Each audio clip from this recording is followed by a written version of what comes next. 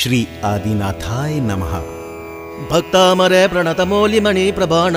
मुद्योतकं दलितपापतमो वितानं सम्यक् प्रणम्य जनपादयुगं युगादा वालम्बनं भवजले पततां जनानां यः संस्तुतः सकलवाङ्मय तत्त्वबोधा दुद्भूतबुद्धिपटुभिः सुरलोकनाथैः स्तोत्रैर्जगत्त्रितयचेत्तहरैरुदारैः स्तोष्यैकिलाहमपि तं प्रथमं जिनेन्द्रं बुद्ध्या विनापि विबुधार्चितपादपीठ स्तोतुं समुद्यतमतिर्विगत तपोऽहं बालं विहाय जलसंस्थितमेन्दुबिम्ब मन्ये क इच्छति जनः सहसा ग्रहीतुं वक्तुं गुणान् गुणसमुद्रशशाङ्ककान्तान् कस्ते क्षमः सुरगुरु प्रतिमोऽपि बुद्ध्या कल्पान्तकालपवनोदत न कृचक्रं को वा तरीतुमलमम्बुनिधिं भुजाभ्यां सोऽहं तथापि तव भक्तिवशान्मुनीश क्रतुं स्वं विगतशक्तिरपि प्रवृत्तः प्रीत्यात्मवीर्यमविचार्य मृगीमृगेन्द्रं नाभ्येति किं निजशिशोः परिपालनार्थम् अल्पश्रुतं श्रुतवतां परिहासधाम त्वद्भक्तिरेव मुखरीकुरुते बलान् यत्कोकिलः किल मधौ मधुरं विरोति तच्चाम्रचारु कलिकानिकरैकहेतुः त्वत्संस्तवेन भवसन्तति सन्निबद्धं पापं च नाक्षयमुपैति शरीरभाजाम् आक्रान्तलोकमलिनीलमशेषमाशु सूर्यांशु भिन्नमिव शार्वरमन्धकारं मत्वेति नाथ तव संस्तवनं मयेद मारभ्यते तनुधियापि तव प्रभावात् चेतो हरिष्यति सतां नलिनीदलेषु मुक्ताफलदुतिमुपैति ननूदबिन्दुः आस्ताम तव स्वनमस्तसमस्तदोषं त्वत्सङ्कथापि जगतां दुरितान् निहन्ति दूरे सहस्रकिरणः कुरुते प्रभैव पद्माकरेषु जलजानि विकासभाञ्जी नात्यद्भुतं भुवनभूषण भूतनाथ भूतैर्गुणैर्भुवि भवन्तमभीष्टुवन्तः तुल्या भवन्ति भवतो ननु तेन किं वा भूत्याश्रितं येनात्मसमं करोति दृष्ट्वा भवन्तं निमेषविलोकनीयं नान्यत्र तोषमुपयाति जनस्य चक्षुः पीत्वा पयशशिखरदुतिदुग्धसिन्धुः क्षारं जलं जलनिधेरिसितुं क इच्छेत् यः शान्तरागरुचिभिः परमाणुभिस्त्वं निर्मापितैस्त्रिभुविनैकललामभूत तावन्त एव खलु ते प्रणवः पृथिव्यां यत्ते समानमपरं नैरूपमस्ति वक्त्रं क्यते सुरनरोरगनेत्रहारी निःशेषनिर्जितजगत्त्रितयोपमानं बिम्बं कलङ्कमलिनं क निशाकरस्य यद्वासरे भवति पाण्डुपलाशकल्पं सम्पूर्णमण्डलशशाङ्ककलाकलाप शुभ्रागुणास्त्रिभुवनं तव लङ्घयन्ति ये संश्रितास्त्रिजगदीश्वरनाथमेकं कस्तानिवार्यति सञ्चरतो यथेष्टं चित्रं किमत्र यदि ते त्रिदशाङ्गनाभिर्नीतं मनागपि मनो न विकारमार्गं कल्पान्तकालमरुताचलिताचलेन किं मन्दराद्रिशिखरं चलितं कदाचित् निर्धूमवर्तिरपवर्जिततैलपूरः कृत्स्नं जगत्त्रयमिदं प्रकटीकरोषि गम्यो न जातु मरुतां चलिताचलानां दीपोपरास्त्वमसि नाथ जगत्प्रकाशः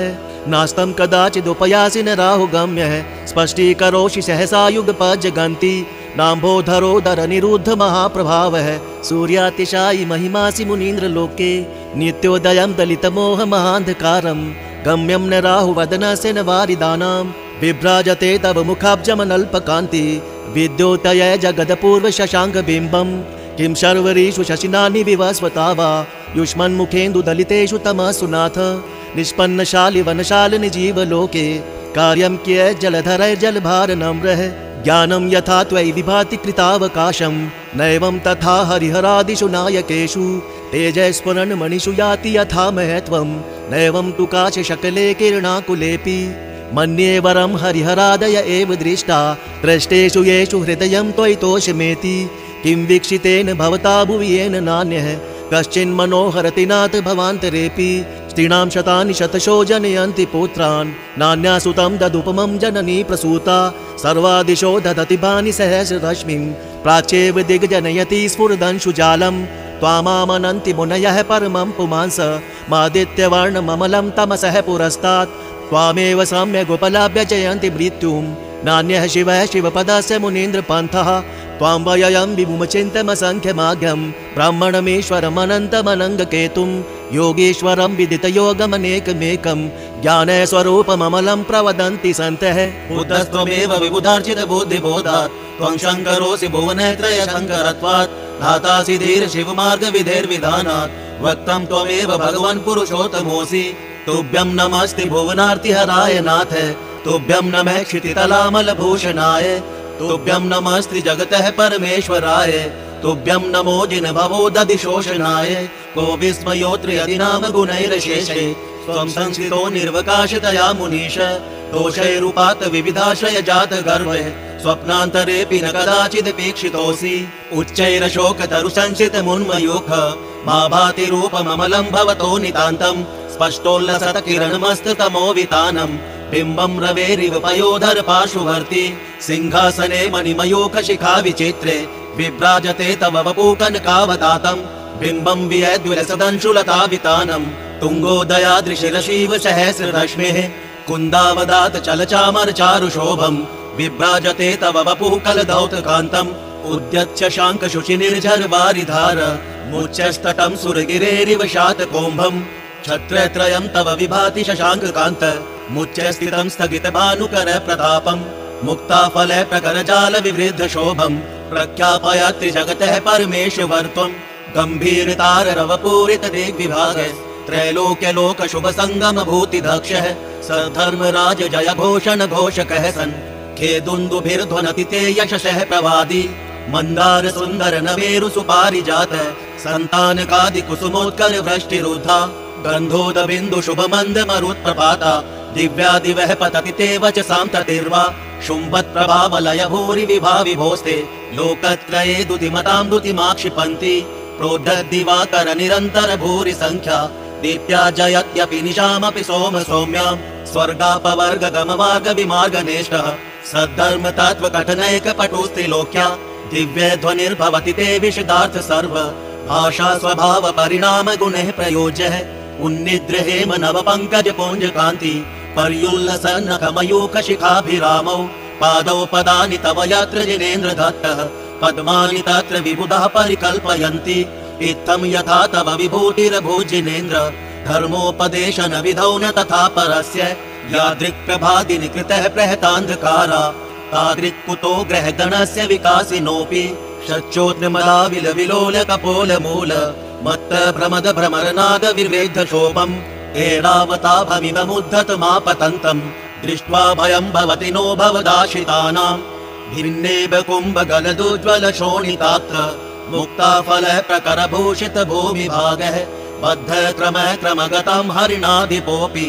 नाक्रामति क्रमयुगाचल संश्रितं ते कल्पान्तकाल पवनोदत वह्निकल्पम् दावानलं ज्वलितमुज्ज्वलमुत्फुलिङ्गम् विश्वं जिगीत्सुमिव सम्मुखमापतन्तम् त्वन्नाम कीर्तन जलं शमयत्य शेषम् रक्ते क्षणं समद कोकिल कण्ठ नीलम् क्रोधोधतं फणिनमुत्फणमापतन्तम् आक्रामति क्रमयुगेन निरस्त शङ्कस् त्वन्नाम नागदमनी हृदयस्य पुंसः वल्गत्तुरङ्ग गजगर्जित भीमनाद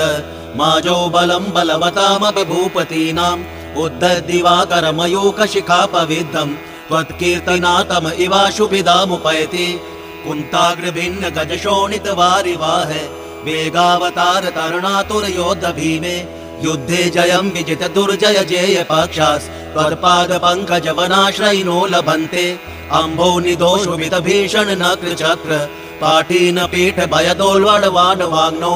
रंगत्तरंग शिखर स्थित यान पात्रास् त्रासं विहाय भवतः स्मरणाद् भजन्ति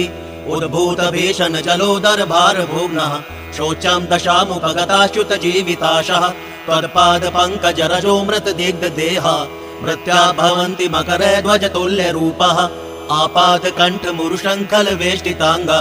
गाढ़ं बृहन्नि गढ़कोटि निगृष्ट जंगा त्वन्नाम मंत्र मनिषं मनुजः स्मरन्तः सदैव स्वयं विगत बंध भया भवन्ति मत्तः द्विपेन्द्र मृगराज दवान लाहि